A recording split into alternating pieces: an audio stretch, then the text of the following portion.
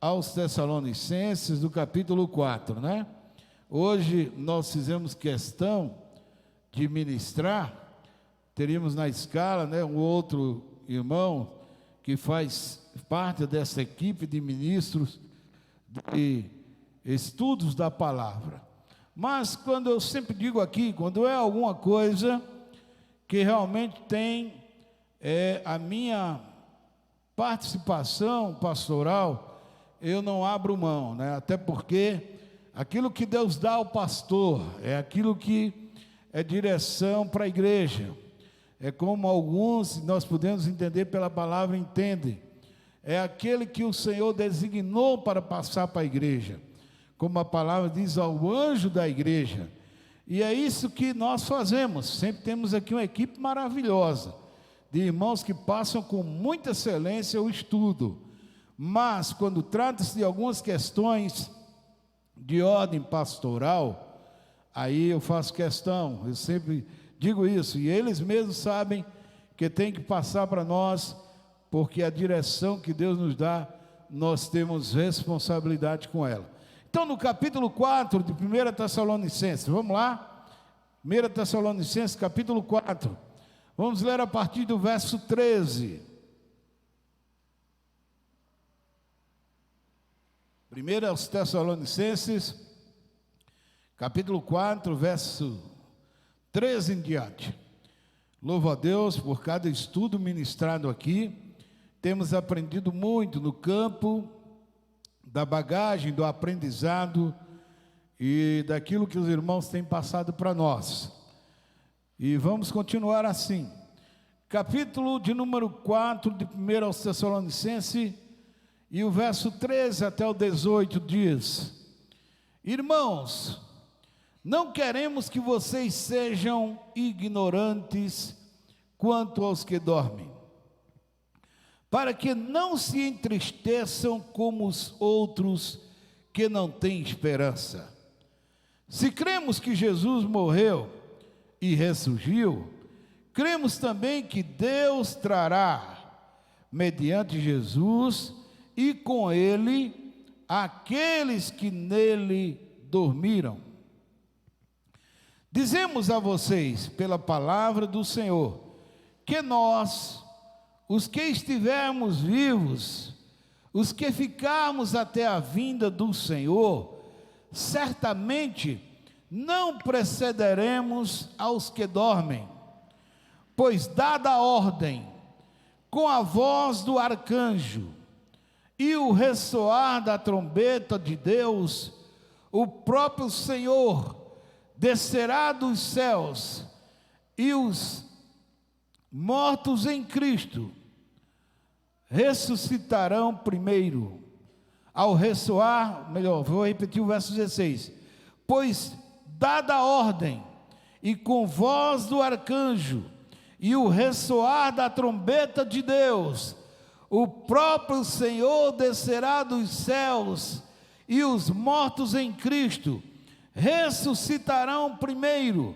Depois nós, os que estivermos vivos, seremos arrebatados com Ele nas nuvens, para o encontro com o Senhor nos ares, e assim estaremos com o Senhor para sempre. Consolem uns aos outros com essas palavras. Você pode dizer amém? Olha que expressão tão maravilhosa do apóstolo Paulo aqui para nós, no tocante a esse tema, a este assunto tão pertinente para os nossos dias, os dias que estamos vivendo. Eu sempre digo aqui que depois do ano 2000, parece-me que as pessoas tiveram como que uma acomodação no campo do entendimento da volta gloriosa do Senhor Jesus, quando muitos ali esperavam Ele vir até o ano 2000, por uma perspectiva meramente humana e especulativa. E daí Cristo não veio no ano 2000 como muitos esperavam. E houve, parece-me que um arrefecimento da fé, uma acomodação da fé, dando origem a tantas outras interpretações com relação a este tema. E eu não quero, meus irmãos, me prender aqui apenas a um ponto teológico definido, como alguns já têm, né? Eu digo sempre que hoje um pastor, ele não consegue doutrinar a igreja sozinho, quando antes era bem assim, mas hoje cada um chega em casa, vai na internet, vai pesquisar, vai ler, recebe uma mensagem, recebe outra, e há uma mistura de interpretações que muitas vezes o membro fica dizendo assim: onde é que está a verdade, onde é que está o caminho? Meus irmãos, eu não quero me deter a pontos definidos teologicamente, como eu falei aqui, porque entendemos que principalmente no campo escatológico, e o que é o escatológico? É o estudo das últimas coisas, das coisas que ainda sobrevirão, ou que irão acontecer no futuro. Porque nós não temos um cânon fechado, nós não temos uma definição, porque a própria palavra diz, né, o estudo das últimas coisas, são especulações, são interpretações das mais diversas do campo da teologia. Então, nós não temos como precisão dizer assim, será desse jeito, será dessa forma, mas o conteúdo, ou a forma como nós podemos entender, a forma como se dará as coisas, como acontecerá, é o que menos importa para o cristão, desde que ele entenda, cristão que eu digo, igreja, nós estamos falando para uma especialidade na terra, a igreja do Senhor. Existem 3 tipos de povos na terra, conforme a Bíblia Sagrada: são os gentios, como eram assim descritos, né? E os judeus, que é o povo de Deus, assim escolhido para um plano específico, e a igreja do Senhor, que é o povo que Ele preparou para ser a sua noiva. E quantos fazem parte dela aqui diz amém? Então esse é o entendimento cristão, é que igreja faz parte de um contexto diferente daquilo que está no campo das Escrituras, do Antigo Testamento, da história dos judeus, da cultura judaica, enfim, dos entendimentos que muitas vezes mudam de comportamento, de cultura, de liturgias e por aí vai. Por isso que você vê tantas diferenças quando se dá o campo para as pessoas ficarem pesquisando no tocante às doutrinas. Então, meus amados, como eu disse, não é que vamos nos deter à forma, mas ao conteúdo. E aqueles que entendem o conteúdo, que é mais importante, sabem esperar, como diz a palavra, aguardar aquilo que vai acontecer, como no tema que vamos tratar nessa noite, que é a vinda do Senhor. O Senhor que é aquele que prometeu, e aquele que prometeu é fiel para cumprir. Nenhuma das suas promessas vão ficar sem ser realizadas, porque assim Ele é fiel para cumprir cada uma delas. E se Ele disse para a igreja que viria buscar para levar para Ele, para que estivesse com Ele, aqueles que assim o esperam, certamente serão agraciados por esta glória que há de ser revelada. Você crê assim? Diga amém. Há muitos que já hoje não creem, viu? Misericórdia. Hoje existem interpretações de pessoas que se dizem crentes, que se dizem cristãs, que não acreditam mais naquilo que está escrito. Misericórdia. Como não acreditar naquilo que está escrito, que está posto? Apesar de tantas coisas que são interpretadas de formas diferentes, pelo contexto da transliteração bíblica, que vem lá do hebraico para o grego, que vem para o latim, que vem para o português, que vem para outras línguas, muitas coisas se perdem no caminho, tem interpretações diferentes. Mas eu sempre digo, e eu me pego muito aquilo que o Espírito Santo fala. E eu, desde o início da minha fé, começando a estudar, a pesquisar, eu tenho isso comigo, porque a palavra de Deus quem diz que aqueles que verdadeiramente nele crer, não será confundido. Você pode dizer amém? Então pode vir doutrina que vier, pode vir interpretação que for, mas se você tem o Espírito Santo, meu irmão, dentro de você, ele não vai comunicar outra coisa não. Ele não fala duas línguas não, ele fala uma só, a língua do Espírito Santo. Então vejam só, queridos, nós entendemos da seguinte forma: a igreja que é a noiva do Senhor espera pelo noivo que vem. E no entanto, no mérito dessa discussão, por entender que não importa a forma, como eu disse aqui antes, mas o conteúdo da promessa, nós entendemos que da forma que for, que vier a acontecer, o que é que temos que fazer, pastor? Devemos estar preparados para abraçarmos a glória que ainda será revelada. Devemos o quê? Estar prontos. E como assim estar prontos? Estudamos aqui a semana passada as orientações do apóstolo para que possamos viver em santidade, para que entendamos o querer de Deus para a vida do cristão, para que busquemos o Senhor mais e mais. E é como diz lá em Apocalipse mesmo, que aqueles que o buscam, que o procuram, sempre devem se santificar ainda mais. E aqueles que não querem nada, também já está escrito, que vão se sujar mais ainda, que vão se afastar ainda mais. O próprio Senhor Jesus disse que nos tempos do fim haveria uma apostasia. O que é apostasia? Negar a fé. É mudar o conceito da fé, do qual o apóstolo Paulo, nos capítulos anteriores, diz, né, que ele tinha prazer de ver os irmãos que estavam firmes na fé, no amor, no trato, no cuidado uns com os outros, na própria dignidade do cristão. Então, nós vemos aqui um campo vasto para que possamos estar preparados. Mas havia uma preocupação naquela igreja em Tessalônica, por conta de várias doutrinas, de várias interpretações com relação àqueles que partiam, aqueles que dormiram no Senhor, como nós lemos aqui.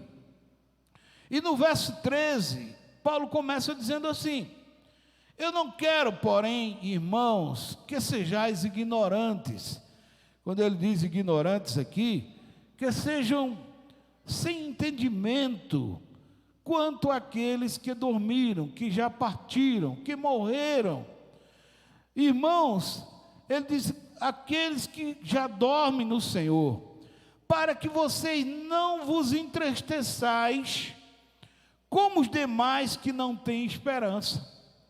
Eles criam, há uma corrente ali de fé que eles criam que morreu, acabou.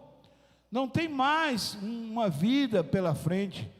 Aquilo que alguns defendem e até ensinam como a morte, a aniquilação da alma, que morreu, acabou. Muitos daquele tempo acreditavam assim: não, a vida é aqui, aproveite aqui, faça o que tem que fazer aqui, porque depois que morre, acabou, não tem mais jeito. E alguns não entendiam isso e diziam assim: não tem mais esperança.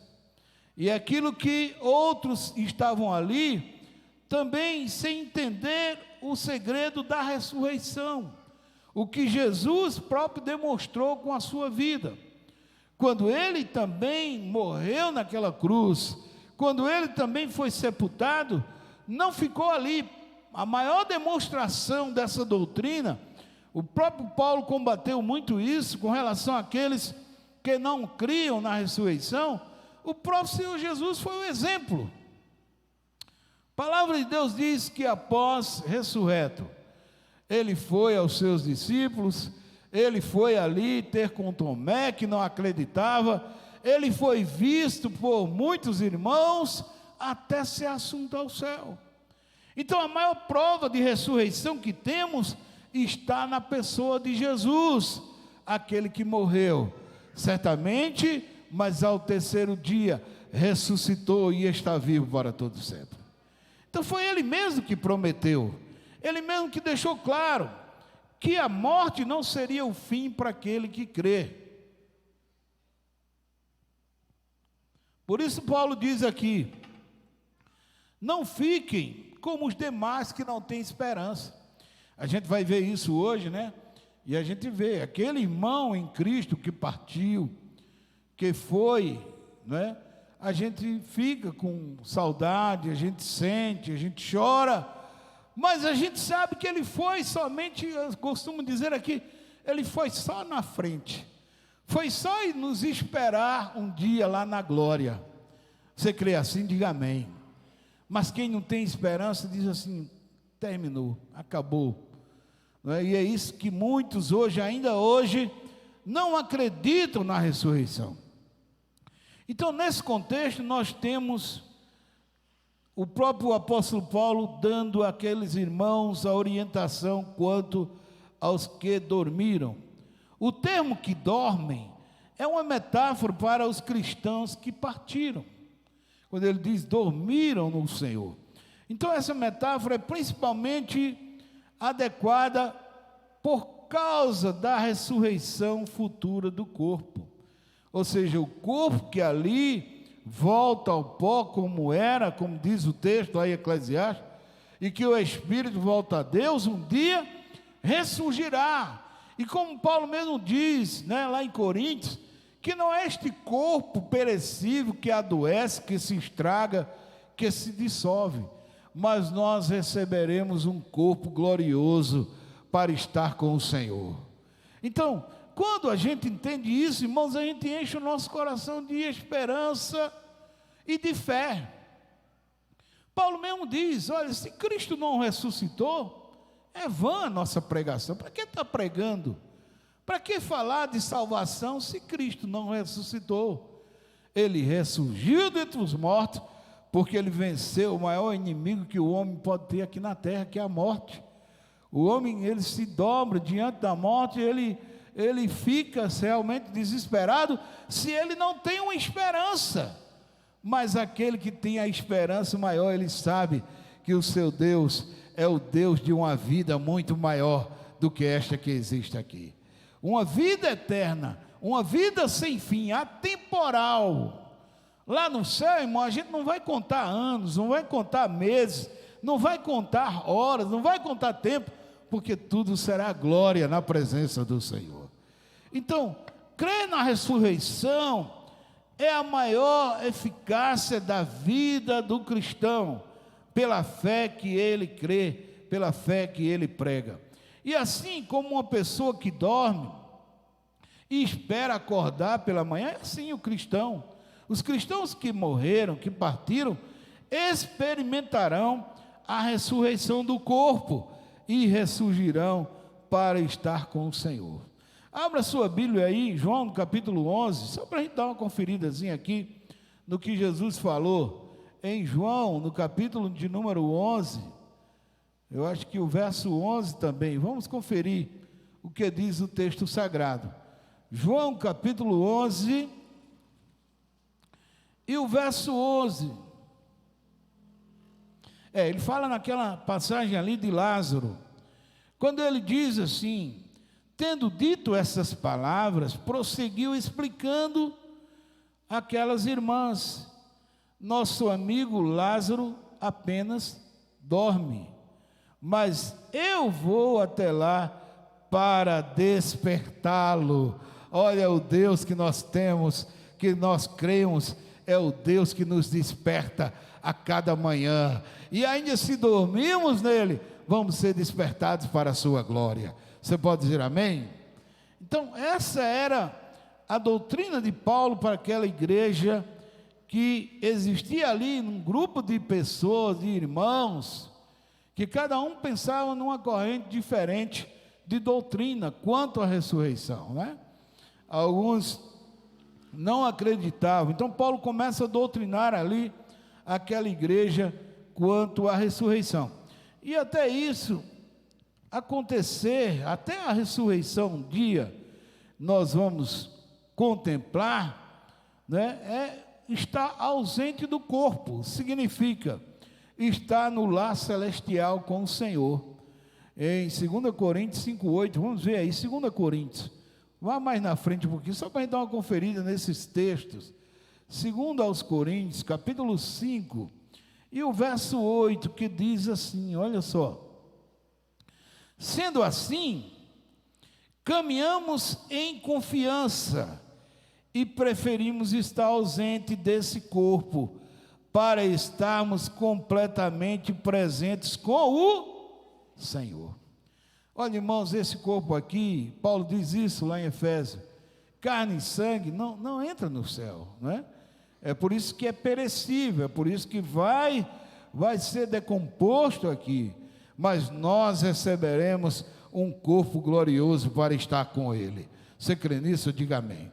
Então essa é a maior doutrina que um cristão deve se apegar, é na experiência de que a morte não é o fim. Ele não vai ficar aqui como os demais que não têm esperança, não.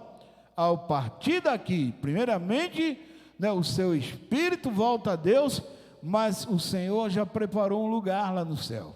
Até esperar o grande dia da sua volta, nós vamos estar com o Senhor, e recebendo dele o consolo, como nós vemos na parábola, né, do rico ali, do Lázaro, que era um mendigo.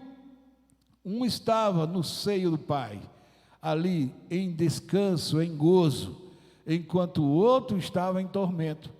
E foi após a morte, a partida de cada um. Então partiu, a alma segue para estar com o Senhor, e ali eles que serão, devido àquilo que fizeram, que escolheram, que abraçaram, destinados ao céu ou ao inferno, ao lugar de tormento. Então até isso mesmo, hoje parece que as pessoas nem acreditam mais, mas está na palavra, Jesus demonstrou isso. Ao partir daqui, só existe 2 lugares, irmãos. Um é no seio do Pai, no céu de glória, no lugar de descanso. O outro é no lugar de tormento, onde um fogo que sempre queima. E ali eu posso interpretar assim, a consciência humana, o castigo humano que muitos vão experimentar. Mas, queridos, nós queremos trazer para nós como igreja a esperança de estarmos com o Senhor, porque parece que por motivo da tristeza da igreja de Tessalônica, a compreensão errada que eles tinham de que os mortos em Cristo iriam perder até mesmo os eventos futuros e a bênção consequente da vinda do Senhor. Eles diziam assim, já partiu? Eles esperavam a volta de Cristo naqueles dias ali. Eles estavam tão animados que eles esperavam que Jesus voltasse ali. E aí muitos dizem, mas pastor, e por que passou mais de 2000 anos e Cristo não voltou? Eles esperavam naqueles dias. O plano de Deus, irmãos, para nós é algo que nós não compreendemos. Por isso que Ele mesmo diz na sua palavra, que um dia para Deus é como 1000 anos, e 1000 anos é como um dia. E por que o Senhor retarda a promessa, como alguns dizem? Não, Ele não retarda não, é porque eu e você estamos esperando, e estamos fazendo essa obra, e estamos falando do amor de Deus para a nossa família, para aqueles que estão ao nosso lado, dizendo, é tempo de arrepender-se, e buscar ao Senhor, enquanto se pode achar, porque Ele não tem prazer na morte do ímpio, daquele que morre sem esperança, não. Ele espera, Ele está esperando por sua graça, por sua misericórdia, pelo seu kairós, pelo tempo dEle. Então no tempo dEle virá, e não tardará, e o que temos que fazer é esperar essa volta gloriosa do Senhor Jesus. Então, meus amados, vejam que coisa maravilhosa. Aqueles que têm a esperança, eles descansam nisso, porque se o Senhor Jesus não voltou ainda, e nós tivermos que ir, nós vamos estar com Ele de uma forma ou de outra. Estamos garantidos, estamos selados, estamos comprados, redimidos, pelo sangue do Senhor Jesus, é Ele que garante a nossa estada no céu para todo sempre.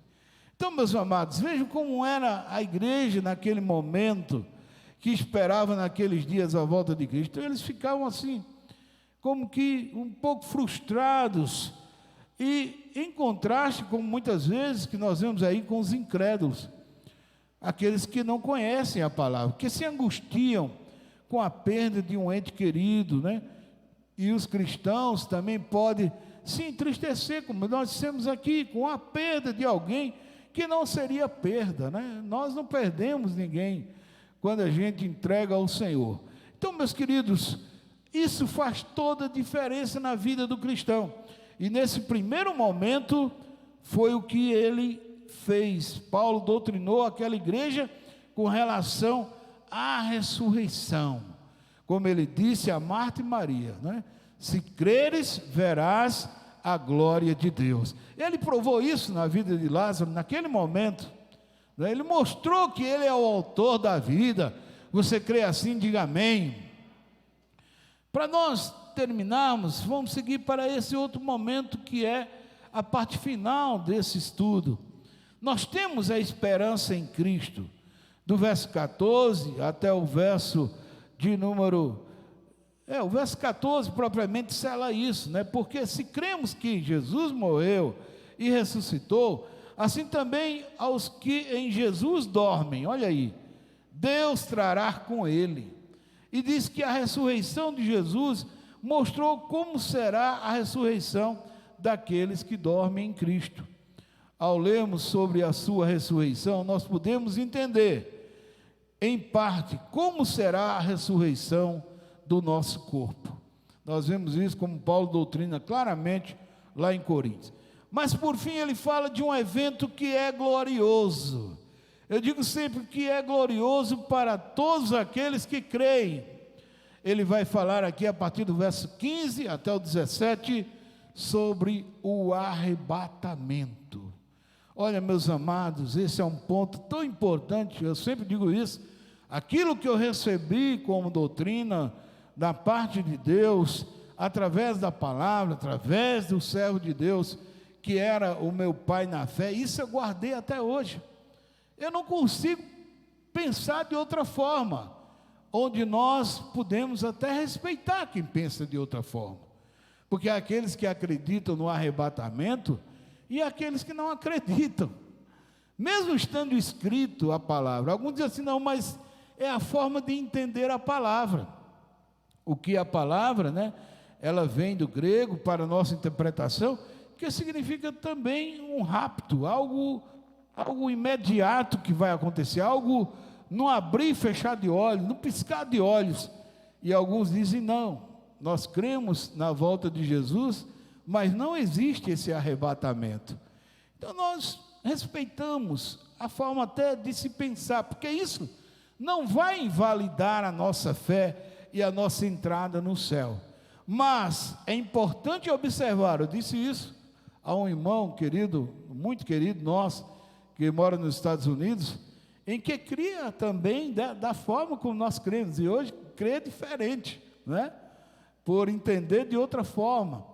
E eu disse, olha, isso não vai nos impedir de estarmos com o Senhor. Se há arrebatamento para aqueles que creem, glória.